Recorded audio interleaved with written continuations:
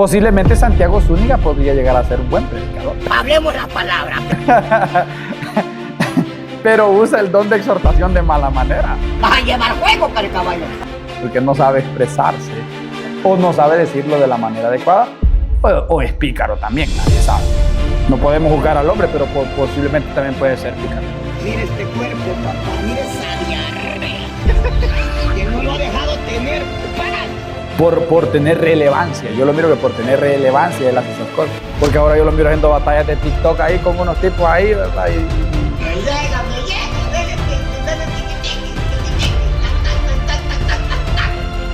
Y eso yo lo miro, ¿sabes? Por ganar dinero.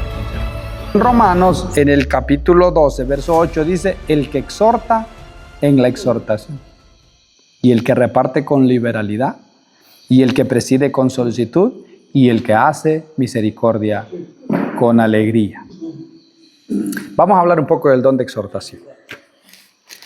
¿Qué creen ustedes que es el don de exhortación? Para ustedes, ¿qué es el don de exhortar?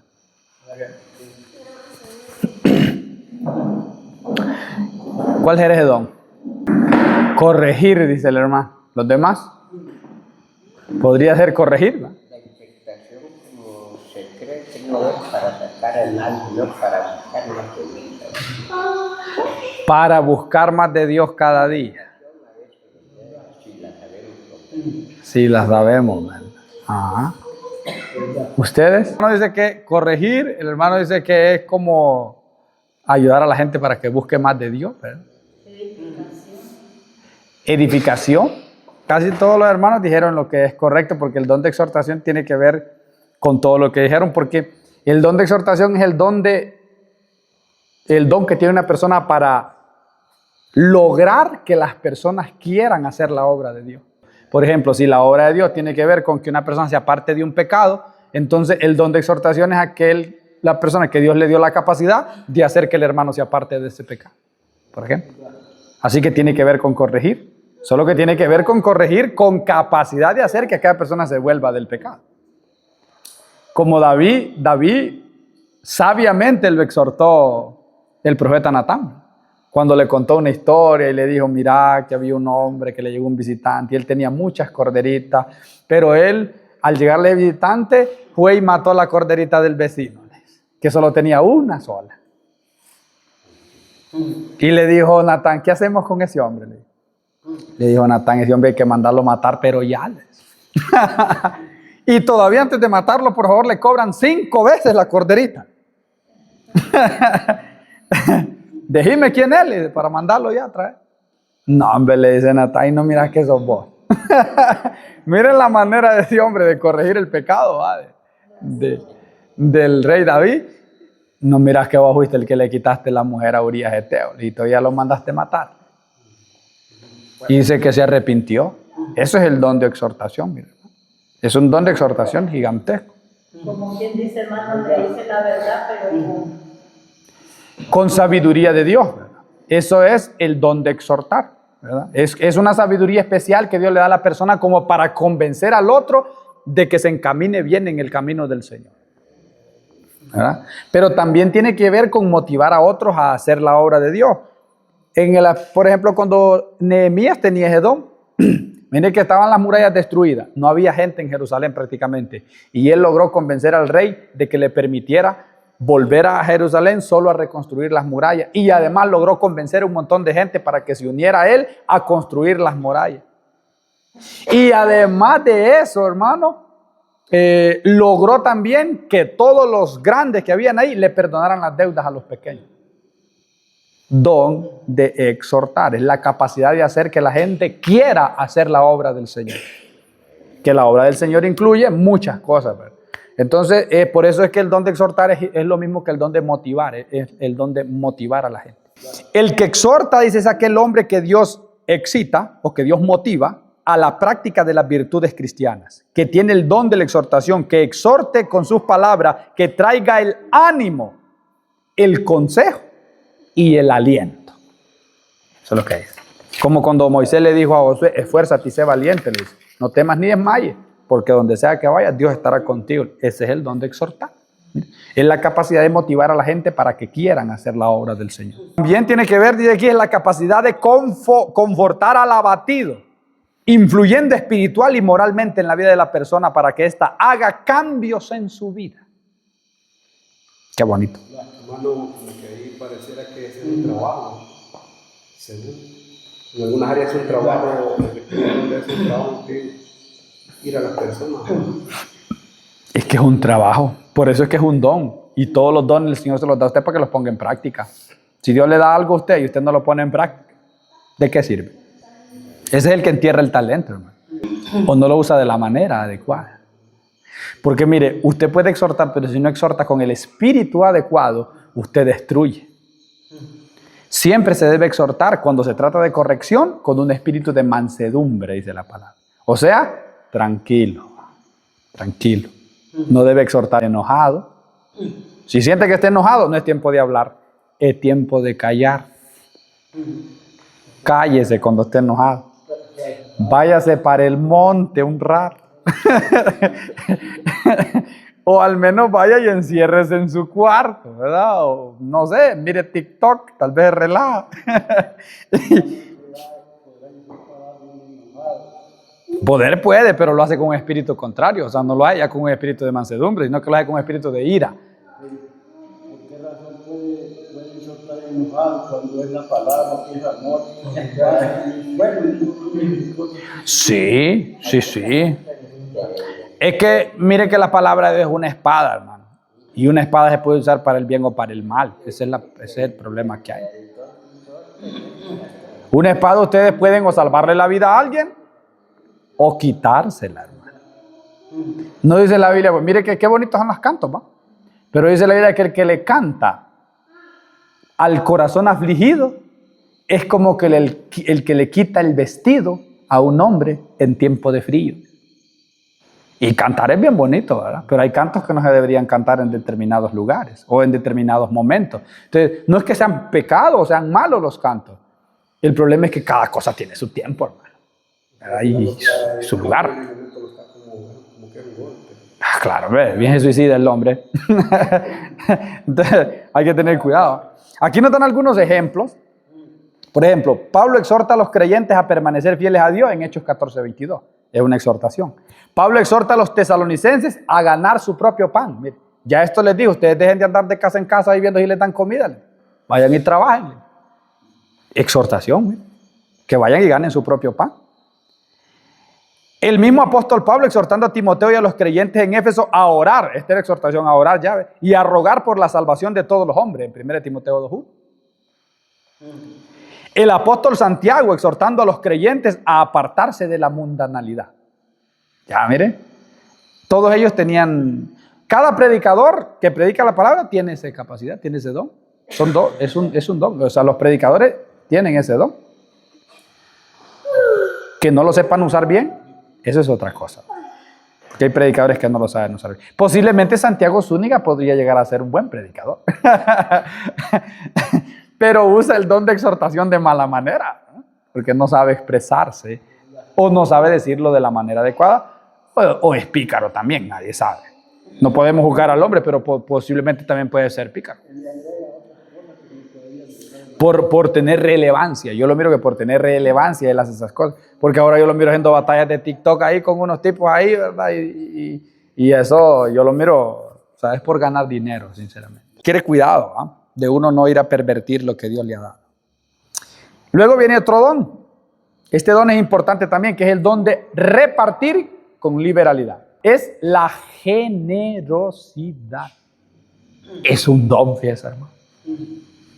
Y es un don precioso, el don de dar. Usted sabe que hay gente que se le hace tan duro, hermano, dar. Es que le es difícil a alguna gente. Y otros son tan sueltos, ¿verdad, hermano? Que usted los mira que si ellos no tienen, buscan de dónde. Es que tienen esa capacidad, es un don. Es un don. Todos deberíamos de dar, todos deberíamos de aportar para la obra del Señor. Sin embargo, hay unos que dan más de lo que pueden. Más. Dice el apóstol Pablo que habían unos, dice que daban más allá de sus fuerzas, dice la palabra. Y no solo en cuestión financiera, sino que dan más de sus fuerzas en tiempo, en dinero, en aportes, Todo lo que haya que hacer es gente que de cualquier cosa que tienen ellos reparten con liberalidad. Es el don de dar. Dice aquí, es la capacidad espiritual que reciben algunos creyentes de aportar sus recursos materiales para el avance de la obra de Dios. Alabanza a Dios esa que ya. De aportar sus recursos materiales al avance de la obra de Dios. Este don capacita para invertir dinero, tiempo, fuerzas y talentos para la causa del evangelio. Ese es un don maravilloso. Por ejemplo, la tsunamita asistiendo al profeta Eliseo, nos dan ahí. Mire que Eliseo no era un hombre necesitado, hermano. Yo le aseguro que a Eliseo el pisto le sobraba. Pero esta mujer, cuando Eliseo llegaba, hermano, lo atendía como si fuera el rey. Lo mejor de lo mejor. Cuando miró que Eliseo ya le estaba gustando llegar ahí porque lo atendían bien, dice la palabra del Señor que le mandó a hacer un cuarto, entonces para que no solo comiera, sino que también durmiera. Y se lo adecuó, dice, le dio mesa, le dio silla, le dio todo lo que tenía. Y siempre que el profeta llegaba, ella lo mandaba a buscar y lo traía. Y le decía, ahí está su casa, mire, cuando quiera venir, aquí se puede quedar. Generosidad. Es el don de dar. No habían otro montón de mujeres que tenían dinero ahí, pero solo esa era la que atendía a Eliseo. ¿Verdad? Solo esa. No solo es cuando las personas tienen dinero, también cuando no tienen. El mismo Señor Jesucristo les dijo. El mismo Señor Jesucristo les dijo a los fariseos, les dijo, muchas viudas había en Israel. Pero ¿por qué Eliseo fue enviado a una gentil? Porque entre los gentiles había una que tenía el don de la generosidad, hermano. El demás, ¿no? Usted debe saber que así como este don, algunas personas lo tienen, que esas personas siempre son las más bendecidas de la iglesia. Siempre. Mire, esa tsunamita, no era la tsunamita, ya era la viuda de Sarepta. El Señor lo mandó ahí cuando habían un montón de... Quiso decir el Señor, entre los cristianos hay un montón de viudas. ¿Y por qué mi profeta tiene que ir donde una gentil? A comer, a que le dé de comer una mundana, por decirlo así. Porque entre ellos no había nadie digno. Imagínense qué terrible, ¿va? Que entre nosotros no haya nadie digno. Y el Señor tuvo que mandarla a una viuda de Sarepta, que era una gentil. Y por eso fue que ellos enojaron cuando les dijo eso, ¿no? Y muchas viudas había en Israel, le dijo, pero Elías, ¿por qué fue enviado a una gentil? Es terrible, hermanos, eso. Es terrible. Y mire que nunca le escaseó el pan a esa mujer hasta que el hambre pasó, hermano. Ella se llevó la bendición, no le digo. Si esta gente es la más bendecida que hay. La actitud del Señor Jesús dice de empobrecerse a sí mismo para enriquecer a muchos. Donde generosidad. Los macedonios se dieron al Señor y luego a los santos. En 2 Corintios 8, 1 al 5. Y las mujeres que apoyaron a Jesús con sus bienes. Lucas 8, del 1 al 3. Dice que había muchas mujeres con mucho dinero. Imagínense que quienes mantenían al Señor eran mujeres, hermano. Y sigue pasando ahora también. A veces aportan más las mujeres que los hombres, hermano. Y en el ministerio de Jesús así era. Dice que unas mujeres ricas eran las que lo mantenían en el ministerio, dice la palabra. En Lucas capítulo 8, versos del 1 al 3. Lo puede buscar usted. Muchos hombres habían en Jerusalén, hermano. ¿Por qué el Señor tuvo que usar mujeres? Era que los hombres son más duros, hermano. Seguro son más duros los hombres. Son duros de matar. Son duros de codo. Sí, imagínense que yo hasta ahorita me pongo a meditar en esto de ver el ministerio del Señor Jesucristo financieramente. Eran mujeres las que lo sostenían, hermano. En un tiempo en donde las mujeres no trabajaban en lo secular. Me imagino que a los maridos les pedían o algo así, ¿no? Porque ellas no tenían trabajo y en ese tiempo mujeres lo sostenían. Increíble, increíble, hermano. Es un don maravilloso. A mí, yo me gusta ese don. Yo me gusta practicarlo. Porque mire, uno recibe unas bendiciones tan grandes, hermano, cuando el corazón es capaz de mover el corazón a esas cosas. Luego está el don de administración. Este es el don del que preside. Que dice el que preside. El que reparte con liberalidad, el don de la generosidad. Y el que preside con solicitud. Eso significa la gente que tiene la capacidad de liderar. Porque son buenos organizando. Son dones también. Es como le digo, cuando nosotros queremos buscar un líder, es que es un problema, ¿verdad? Que la gente no quiere, y tienen las capacidades, pero no quieren algunos, o no se sienten capaces o algo pasa y no quieren. Pero hay gente que sí, ellos quieren. Yo desde que me convertí el primer día, yo quería servir en la obra. Y ellos en lo que me pongan, yo sirvo. Y si me ponen un liderazgo aquí, yo lo agarro. Hasta a nivel nacional anduve por allá también, lo agarro. Pero es que eso es el Señor pone en el corazón de la gente el anhelo por participar en la dirección de las cosas del Señor. ¿Ah? Lo que pasa es que hay gente que malogra sus ministerios. ¿Como quién? Como Sansón. Sansón tenía un ministerio mundial, pero malogró su ministerio. ¿Por qué? Su desobediencia malogró su ministerio. ¿Dios hizo lo que quería hacer con él? Sí. Pero aún así, Sansón perdió muchas cosas. Sansón pudo haber sido una leyenda en Israel. Pero la perversión de él no le permitió ser lo que tenía que llegar a ser. Pero tenía un potencial gigante. Pero él prefirió gastar su fuerza con mujeres y con el vino y con los mundanos que invertir su fuerza en defender al pueblo de Dios, que era lo que él había sido llamado. Qué terrible eso. Qué terrible eso, hermano. La palabra administración proviene del original, que literalmente significa estar de pie delante de. Cualquiera que tenga el carisma de guía.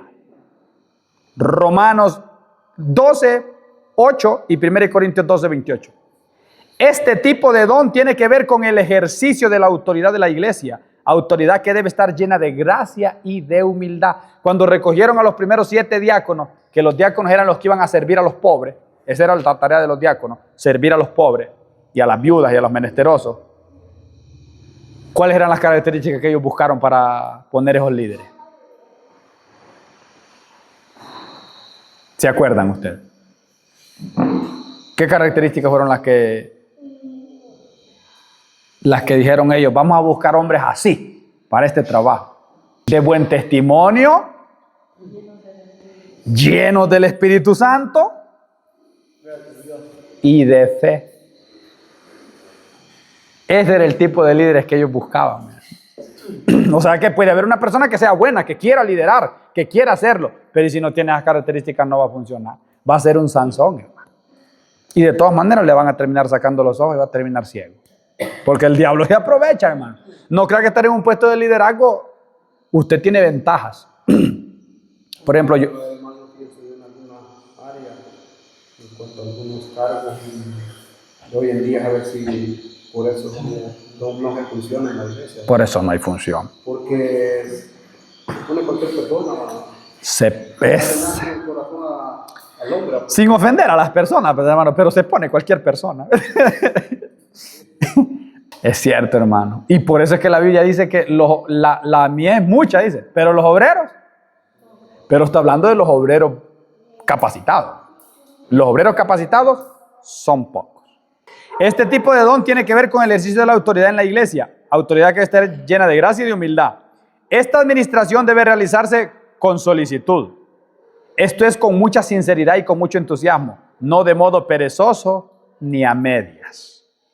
Ejemplo, los dirigentes de la iglesia, ancianos o pastores, son administradores por excelencia, autorizados de velar para que la misma logre sus metas. Estoy hablando ya de los líderes como pastores o líderes de las iglesias, ancianos, dice aquí, que vendrían siendo como los oficiales de zona o el obispo a nivel nacional.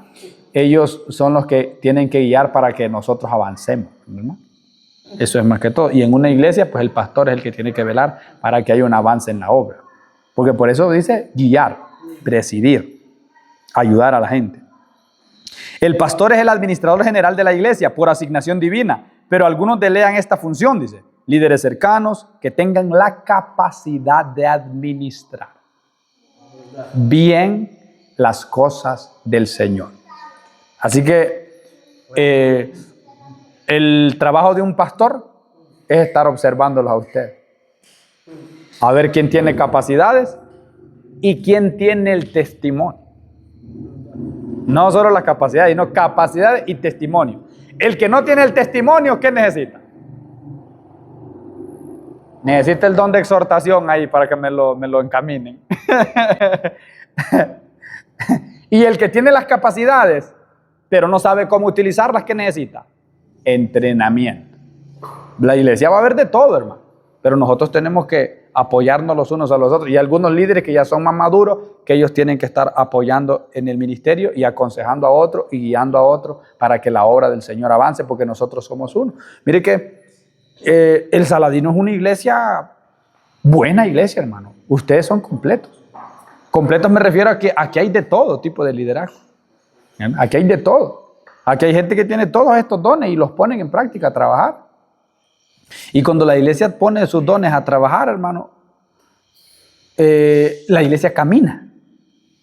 El único problema que he visto yo en el Saladino, y que es bueno que ustedes lo sepan, es el problema de que contienda. Ese problema sí está. Porque tal vez el que está haciendo la obra y está sirviendo en un lugar, ¿verdad? Ya que él está sirviendo, entonces le da por criticar al que no está sirviendo. Y yo me quedo como pensando, digo yo, solo me quedo como observando y meditando. Y digo yo, no han entendido todavía. Pero poco a poco, hermano, vamos a ir como ayudando ahí para que se vaya cortando eso. ¿Por qué? Porque es que todos tenemos diferentes dones, hermano. Unos van a servir en un lado, otros van a servir en otro, pero todos nosotros somos un solo cuerpo. Al menos es la idea de estos textos bíblicos, que dice que la iglesia es un solo cuerpo. Es la idea. Entonces eso sí tenemos nosotros que erradicarlo, pero aquí hay hermanos, aquí hay para trabajar a que se dé gusto la gente. Entonces, aquí nos damos gusto nosotros y además les gusta buscar la presencia del Señor, que es una cosa muy valiosa también. Eso es súper valioso, que es lo que demanda aquí de un liderazgo que sea lleno del Espíritu Santo. Entonces es muy importante eso, muy importante eso. Luego tenemos el último don. Es el don de hacer misericordia, dice aquí. Romanos 1:28, que está casi que el mismo con el don de la generosidad. Pero mire lo que dice aquí.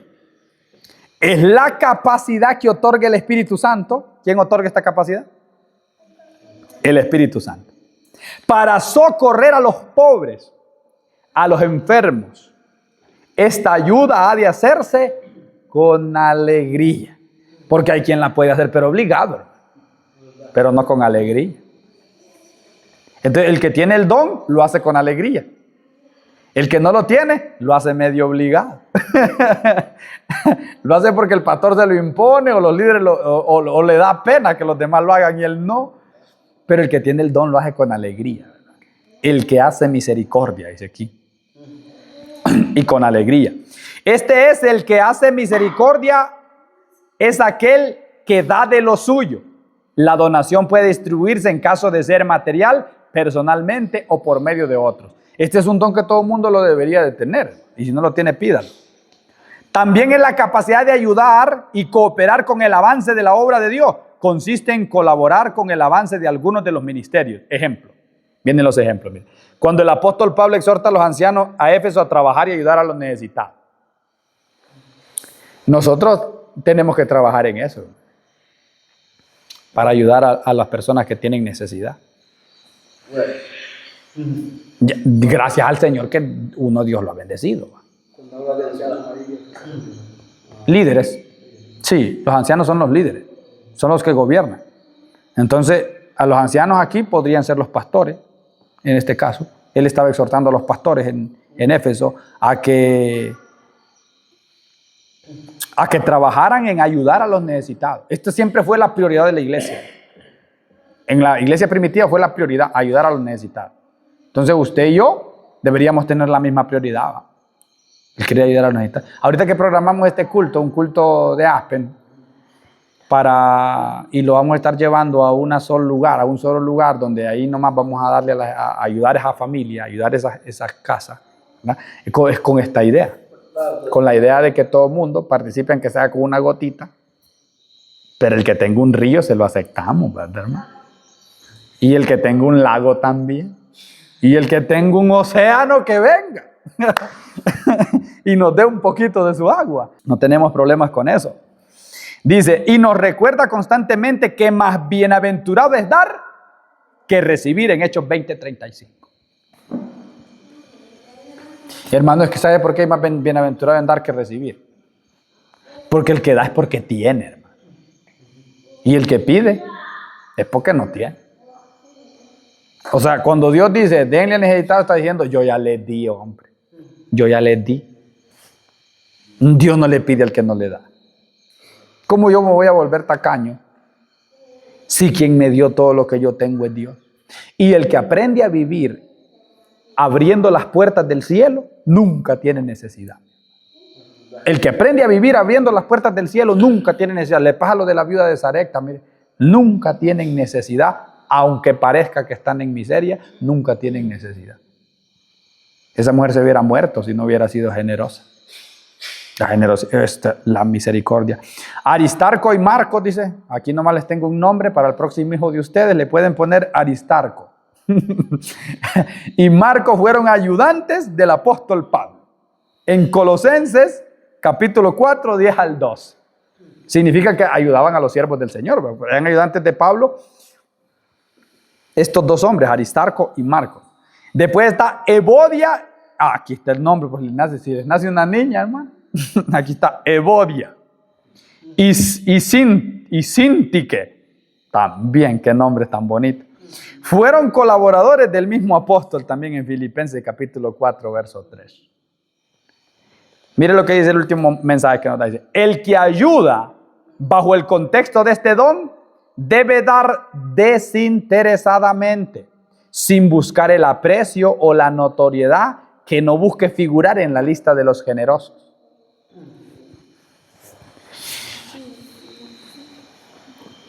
¿Por qué cree que se murió Ananías y Zafira, hermano?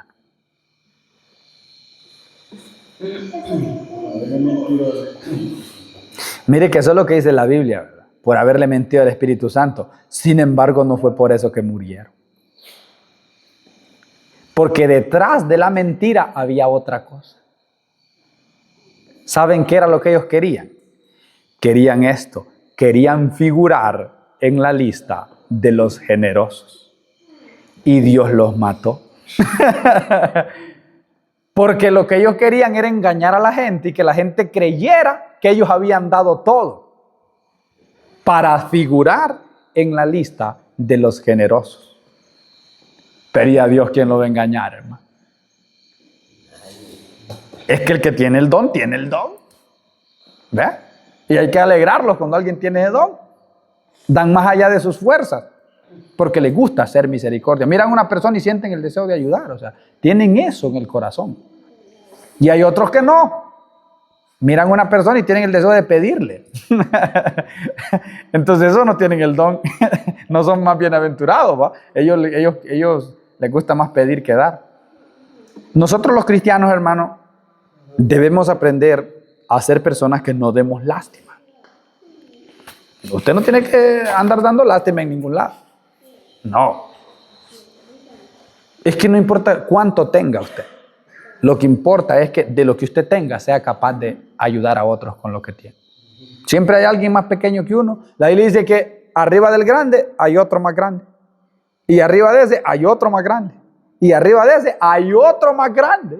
Significa que más de alguna persona debe haber ahí, hermano, que a usted lo mira como grande. Usted está por encima de ese. A ese tiene que ayudar. Es porque el Señor, todo lo que está escrito, Dios lo puso como ejemplo. Si usted quiere saber qué piensa Dios de una persona que lo que quiere es figurar, que lo que quiere es que la miren, eso es lo que piensa Dios. Dios lo que piensa es, esta persona merece la muerte. Todo lo que está escrito fue escrito para que nosotros entendamos cómo es Dios y cómo funciona su carácter. Entonces, en el Antiguo Testamento, por ejemplo, a un hombre lo apedrearon solo por andar recogiendo leña en el día de reposo. Nunca más volvió a pasar eso. ¿Pero por qué lo hicieron eso? Solo para que quedara como ejemplo que Dios aborrece que uno haga su obra a medias. Tanto así que merece la muerte el tipo que hace la obra de Dios a medias. Eso fue escrito solo para que nosotros miráramos el celo de Dios, pero no es que Dios quiere andar matando a todo el mundo cada vez que pasa eso. Solo que Él quiere decir, ese es mi pensar. Aunque yo no los mate, ese es mi pensar. Aunque la sangre de mi hijo los proteja, ese es mi pensar. Eso es lo que todo el mundo merecería. Pues porque, por mentiroso, ¿verdad? Eso es lo que todo el mundo merecería. Mire que hoy me tocó enseñar sobre la Santa Cena en la reunión de pastores. Y cuando yo les enseñaba de Corintios capítulo 11, ¿verdad? Dice ahí, tomar la cena de Dios indignamente, que se refería a que ellos eran irrespetuosos al tomar la cena. Mire lo que hacían estos tipos. Venían a tomar la cena, hermano, y se comían todo y no le dejaban a los pobres. Quiere decir, los que ponían el pisto, agarraban toda la comida y llenaban, y después habían unos pobres que los dejaban de último y no les daban de comer. Entonces había acepción de personas. Y al haber acepción de personas, entonces el Señor empezó a matar gente. Y a enfermar a otros. No era porque se habían peleado con el marido en la casa, hermano, o porque habían agarrado con un perro o castigaron al niño en la casa. No era por eso que el Señor se enojaba. Era porque ellos venían y el vino que había para la Santa Cena se lo bebían todo y se emborrachaban. Y dejaban a otros sin probar. Entonces lo que Dios realmente le enfurecía es que ellos no respetaban la cena del Señor como deberían hacerlo. No era cuestión de que afuera andaban mal ellos, eso no, el que anda mal afuera anda mal siempre. ¿Verdad? No era que el Señor los estaba matando porque venían y tomaban la cena del Señor con rencor en el corazón. No era eso. El que tiene rencor en el corazón anda mal, sea que tome la cena del Señor o sea que no. ¿Me entiende? En cualquier momentito el Señor se las desquita con él.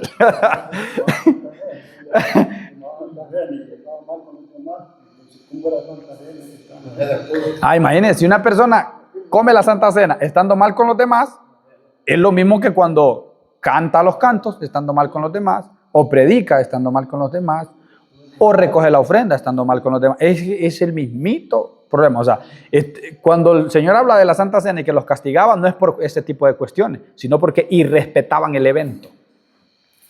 Irrespetaban. Eso era un privilegio, entonces ellos irrespetaban el privilegio.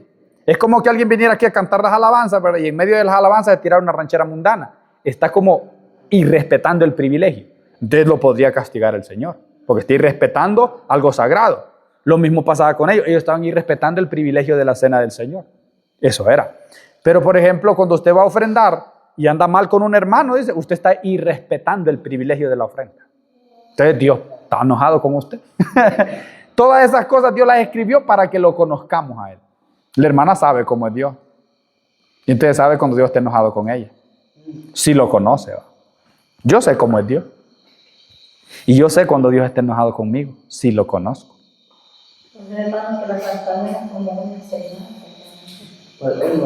Es un privilegio. Porque en realidad es un recordatorio nada más de la muerte y resurrección de Cristo. Entonces solo ahí usted lo que está viendo es recordando. Entonces ellos recordaban de manera irrespetuosa la muerte y resurrección de Cristo. O sea, le está enseñando cómo debemos de hacer. Ajá.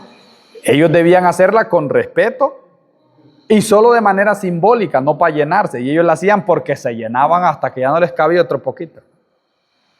Y dejaban en hambre a los demás, dice la palabra. Entonces el apóstol Pablo le escribió, no, si alguien tiene hambre, come en la casa de ustedes. Llénense en la casa de ustedes. Pero a la iglesia dejen de venir con hambre, les dijo. Parejo tienen en las casas de ustedes, les dijo el apóstol Pablo. En ese era el contexto donde les digo, ustedes se la toman indignamente, pero que enferman, les digo. Pero aquí respetaban el privilegio. No era por otras cosas de afuera, ni nada que tenía que ver con eso. No era eso. Ya eso de que usted está mal con alguien es que lo tiene que arreglar porque es cristiano. No porque va a tomar Santa Cena, no, es que usted es cristiano. Y si usted es cristiano, no lo quiero andar peleando ahí con todo el mundo. Ahí los quiero ver a ustedes ahí. Peleando con todo el mundo ahí. Como si fueran animalitos, no. Son seres humanos con pensamiento puro. Ya él le quitó, hermana. Gloria a Dios que no me dio el dolor de cabeza a mí. Se lo dio a otro hermano. Pero más de alguno el Señor me va a dar ahí algún dolorcito de cabeza con él. Entonces, hermanos, el domingo creo que vamos a agradecer públicamente a todos los hermanos que nos colaboraron, hermanos, con la muerte del hermano y todo lo que tiene que ver con su sepelio, ¿verdad? Hubieron hermanos que hicieron tortillas, otros de las hermanas estuvieron haciendo la comida y creo que se cansaron bastantes hermanos. Muchos colaboraron, el hermano nos colaboró con la luz también, el hermano Jorge. Y otros colaboraron con sus carros, otros colaboraron con dinero. Hasta el alcalde colaboró con algo para la comida y colaboró con el ataúd también. Creo que Dios todo lo hizo, mire hermano. Qué bonito es el Señor, ¿verdad? Mire que es primera vez que viene el alcalde a una clase dominical y se nos ha muerto una persona tras que termina la clase. Y ahí nomás él dijo que iba a donar el ataúd. Mire que Dios todo lo hace porque esas cosas son caras. Aunque se miren sencillas, son caras esas cosas. Entonces damos gracias al Señor porque el Señor pues, nos permitió ayudar hasta en el último momento. Eso es bueno, ¿verdad? Así que damos gracias al Señor por todos los hermanos que siempre están dispuestos y disponibles para servir. Y los que estuvieron ahí apoyando también a los hermanos. Que usted sabe que a todos nosotros nos va a tocar un día de esto, ¿no? Sea nosotros que nos están velando allá, o sea nosotros que estemos velando un familiar cercano. A todos nosotros nos va a pasar, tarde o temprano. Así que vale la pena ser solidario, y uno es solidario con los que quedan vivos. Para el que está muerto, pues, usted sabe que ya está dando sus cuentas al Creador. Pero nosotros vale la pena que seamos solidarios. Y entre más pobre es la persona, o más necesita de nuestra ayuda, mejor es. Mejor es. Porque hay personas que no necesitan, entonces el que no necesita, ¿para qué? Está bueno, gloria a Dios, más bien lo vamos a tranquilo, a estacionarnos ahí, va a ayudar con nuestra presencia y a orar por la gente, eso sí. Pero cuando hay necesidad, como había aquí ahorita, que fuimos nosotros, ¿verdad? Yo sé que Dios mira cada esfuerzo que hizo cada hermano por colaborar, hermano. Dios lo tiene. Porque dice la Biblia, cuando ustedes hacen algo por una persona que no les va a devolver el favor, ahí es donde ustedes agradan a Dios. Los que conocen a Dios saben que ahí es donde agradan a Dios, hermano. Cuando uno le dan, no le van a devolver el favor nunca. Aprovechen esos momentos, hermano. Aprovechen esas oportunidades, que ahí es donde se muestra el don de hacer misericordia con alegría. Y Dios los va a bendecir ampliamente.